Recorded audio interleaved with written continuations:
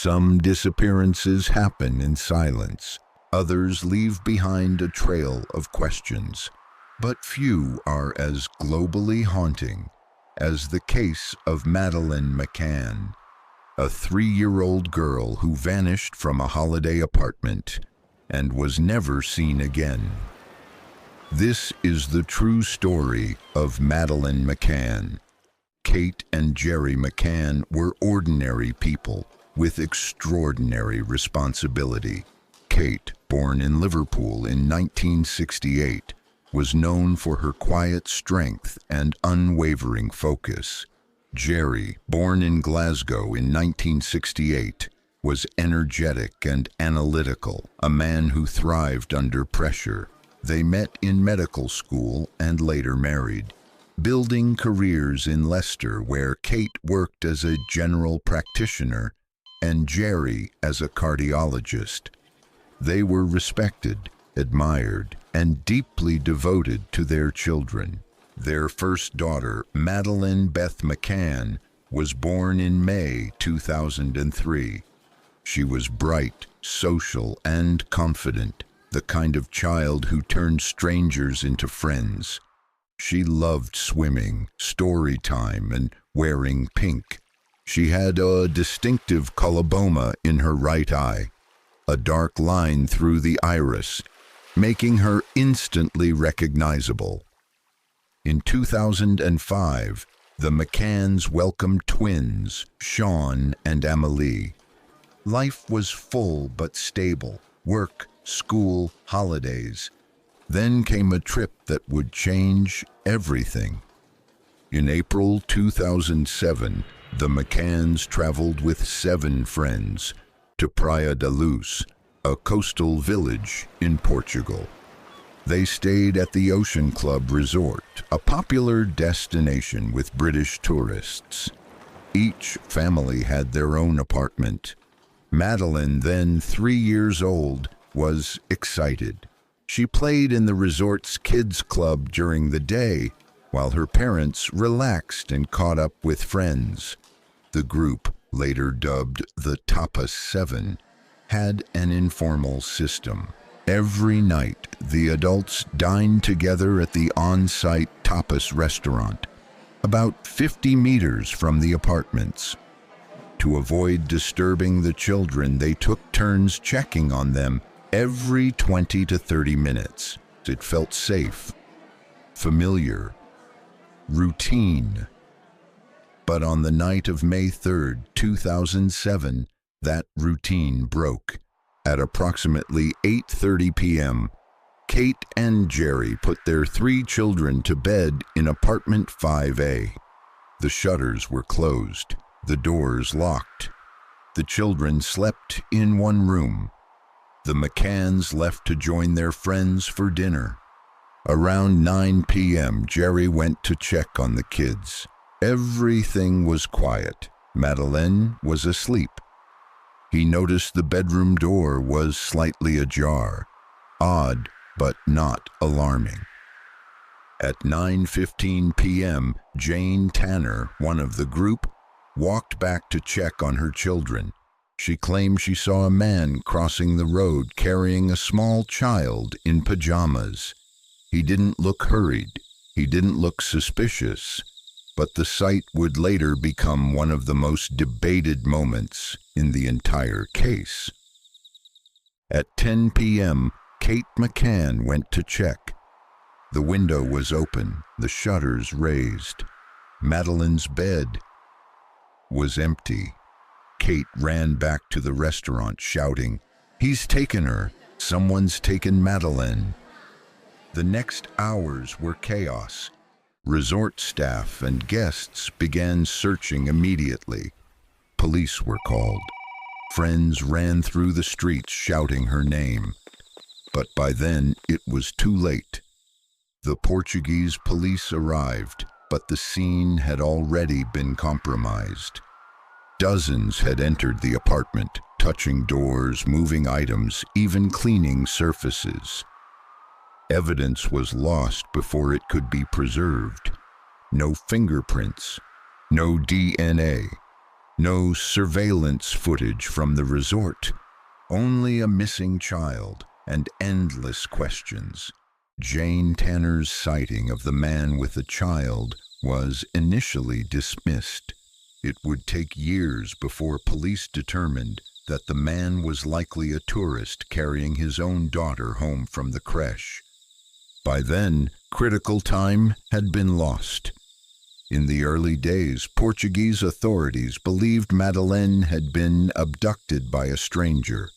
But within weeks, suspicion turned toward Kate and Jerry. Whispers began. Why didn't they use a babysitter? Why didn't the twins wake up during the chaos?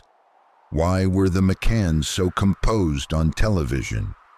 In September 2007, Portuguese police declared both Kate and Jerry Arguidos formal suspects. The media frenzy was overwhelming. Tabloids speculated about sedatives, accidental deaths, cover-ups. One newspaper even claimed police had found blood in the apartment. Pressure mounted. The McCanns maintained their innocence. No charges were ever filed. In 2008, they were officially cleared by the Portuguese authorities. Still, the damage was done. Their reputations were battered. The grief remained, compounded by doubt. The McCanns launched their own investigation, hiring private detectives and former MI5 operatives. They created a website and fund to support the search. Millions of people around the world followed the case. Pope Benedict met them at the Vatican. Celebrities donated. The media attention never waned. In 2011, Scotland Yard opened Operation Grange, a formal review of the case. Detectives reviewed over 40,000 documents. They re-interviewed witnesses, and they discovered new lines of inquiry, including several suspicious sightings of men watching the apartment in the days before the abduction. Then, in 2020, German prosecutors named a suspect, Christian Bruckner. Bruckner was a convicted sex offender with a long criminal history. He had lived in a camper van near Praia da Luz in 2007. Phone data placed him in the immediate area around the time of the disappearance. He had broken into holiday apartments before. He had abused children before. He was known to be violent. He is currently imprisoned in Germany on unrelated charges. Prosecutor Hans Christian Wolters stated publicly, "We are convinced he is the one who killed Madeleine McCann." But to this day, no charges have been filed against him in the McCann case. Theories abound. Some believe Madeleine was abducted by a stranger in a crime of opportunity. Others suspect she was trafficked, taken and sold to a child exploitation network. Some believe the abductor watched the family for days. Others claim it was a break-in gone wrong.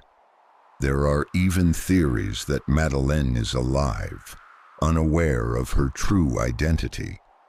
There were hundreds of sightings in Belgium, Morocco, Brazil, India, none confirmed. Dogs trained to detect blood and human remains reacted to areas in apartment 5A and to the trunk of a rental car the McCanns hired weeks later. DNA samples were sent for testing. They were inconclusive. In recent years, attention turned back to Praia da Luz. In May 2023, after a request by German police, investigators searched the Arada Dam, a remote area 30 miles from the resort. Bruckner had reportedly visited the area frequently. A new tip led authorities to dig. Soil samples and clothing fragments were taken. No official results have been announced. Despite years of investigation and over £13 million spent, no one has been arrested. No body has been found. No concrete answers have surfaced. Kate and Jerry remain hopeful, but realistic. They still celebrate Madeleine's birthday each year. They still speak to the media. They still hope for a breakthrough. But they also carry the burden of endless waiting. In interviews, Kate has said, "The absence feels heavier with time, not lighter." The twins, now adults, grew up in the shadow of a mystery that shaped their family and the world's. Madeleine would be 21 years old today. Her digital age progression photos show a young woman with her mother's eyes, but the world only remembers her as the little girl in the pink pajamas with the mark in her eye. No case in modern history has garnered such intense, sustained attention, and still, no justice. So where is Madeleine McCann? Was she taken by a man who planned it? Did someone break in at the wrong time? Did international traffickers see an opportunity? Or is the truth something darker, something no one is ready to face? No one knows. No one has come forward. No one has brought her home. What do you believe happened to Madeleine McCann? Was she taken by someone she knew? Or was it a tragic crime of opportunity? Let us know in the comments. And if you enjoy true mysteries like this one, subscribe for more, because sometimes the most chilling stories are the ones that really happened.